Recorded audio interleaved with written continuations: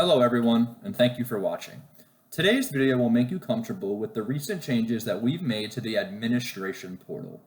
Now, before I jump into those changes, I want to remind you there's two different ways that you can access your administration portal. Number one, from your web browser, you can type the URL admin.edgeestimator.com into your web browser and search that up. Now, an FYI, on my screen, you'll see the letters DEV in front of my URL. You're going to want to ignore those as those are unique for my demo purposes today. Now, the second way for you to access your administration portal is from the Edge Estimator itself. You have a gear icon in the top right-hand corner that when hovered upon will display administration portal. And if you give that a click, it'll take you to the login screen for your administration portal, just as searching in the URL will. And once you're logged in, this should be the screen that you're taken to, your bids manager. Now, before I jump into functionality on this screen, I want to first point out the major change that's been made. So, in the old administration portal, you'll remember that our main menu toolbar on the left-hand side that gives us access to various portions of the portal existed on this left-hand side. And as you currently see in the current implementation of the administration portal, that toolbar has been moved to the top here. Okay, so you'll just want to remember that and notice that from when you're navigating the administration portal.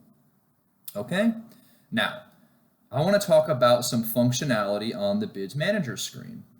So first, I want to talk about how to identify a bid. We have various different ways we can go about doing that. So first, we can use these different tabs here, which will reference various different statuses that the bid can hold. For example, on this tab, we can see all bids that were created in the last 60 days and how many are in the list. We can switch to bids that contain the bid status newly added, estimate completed. We can also see bids that were archived, okay, and various others as well. Now, we can also search for a bid by the exact bid name or a keyword in that bid name. Okay, so for example, if I click into my bid name field and type in YMCA and then hit search or enter, all the bids in my list will now be filtered to either match exactly the bid name YMCA or bid names that contain the word YMCA, as you see here, YMCA Miami. All right, so our bid name search field is now right here in the top row for you. And I'm going to go ahead and clear that out and hit search, which will bring us back to our general list. Now, we know we can use this tabs or search by bid name, but I also want to talk about our filtering functionality. If we look to the right, here's our filter icon right here. And when we give that a click, that's going to give us a pop-up modal that allows us to filter by various different fields. Okay? Now we can filter by bid name, bid number, bid status, the estimator, or even the start and end dates of the bid. Now, let's look at an example of using our filter modal right here. Let's go ahead and say that we want to filter only to bids in which I'm the estimator. So I would select this estimator dropdown and then my own name, and then I would go ahead and hit search. And you're going to see here that all the bids in the list will now only show me as the estimator. So we know that my filter was successful. All right.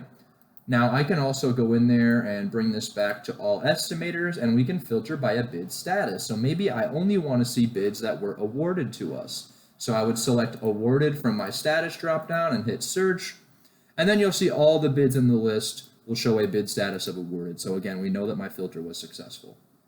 So I'm going to hit my filters once more and bring us back to our general list.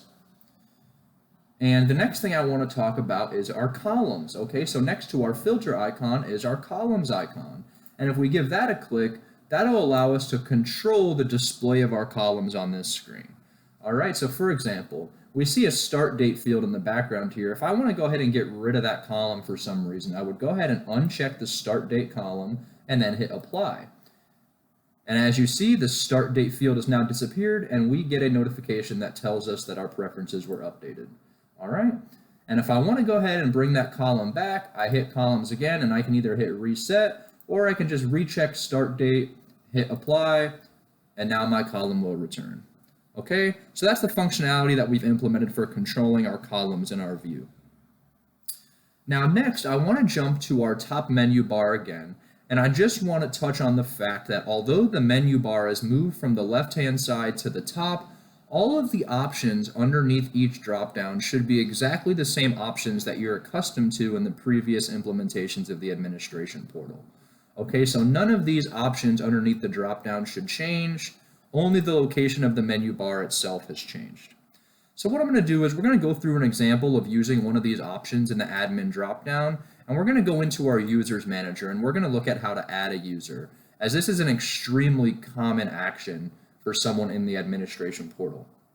So here we are in our users manager, and this lists out all the users that currently have a login for our company, whether they're accessing the portal or the Edge estimator or other applications.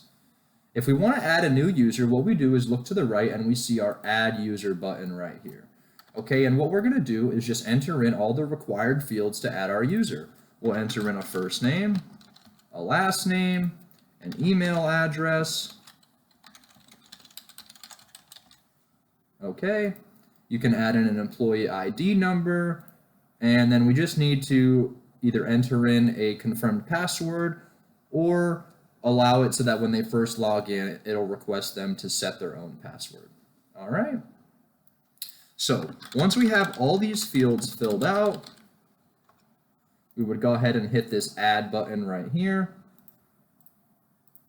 and it would pop that user right into our list. And we can find that user by searching in our first name field right here by John. And as you see, here's the John Doe user that I just added right there. All right, so that's an example of how you would add a user.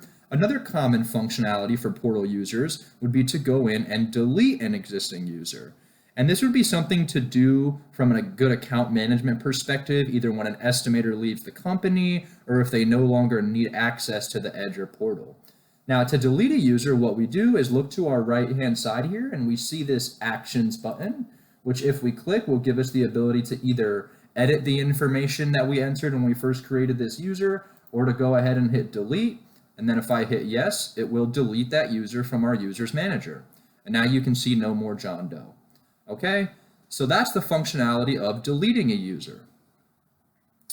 Now, let's look at our other dropdown, the database dropdown. Again, the same fact should be true that these database options should not change from what you're accustomed to. Only the dropdown itself changed from the left-hand side to the top menu bar here. All right. Then we have our dashboard menu option. If we give that a click, you'll see various different informational fields, your number of users, your licenses, devices. You have a gross price by bid status graph here. You see your history of all new bids over the past months.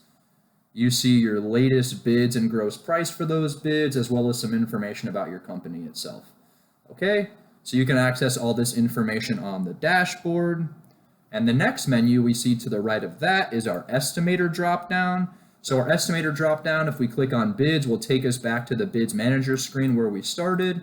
And we also have our reports option as well. Now, reports will take you to our cloud reporting screen.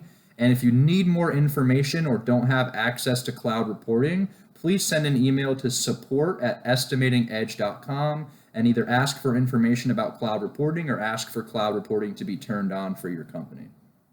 Okay. Next, on the right-hand side, you'll see an Edge on-site dropdown. Again, these should be all the same menu options that you're accustomed to. If you're not familiar with Edge on-site and need some more information on that, please reach out to your sales representative and they can give you some more information. Okay.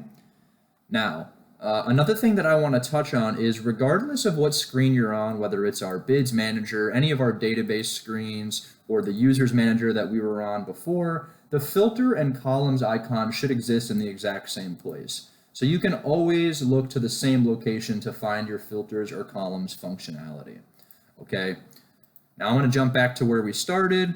And the last thing that I want to talk about today is our drop-down option next to our name that's displayed right here, which will show the current logged in user. If I go ahead and hit that drop-down, we'll see various different options here, which again should not have changed. And some of the important functionality here will allow you to change your password or log off if need be. You can also hit this request option, which will allow you to submit a suggestion, problem or concern about the administration portal or any other functionality that you've experienced. So you can go ahead and submit a suggestion here. And again, that's where you can change your password. You can go ahead and log off if another user needs to log into the same PC.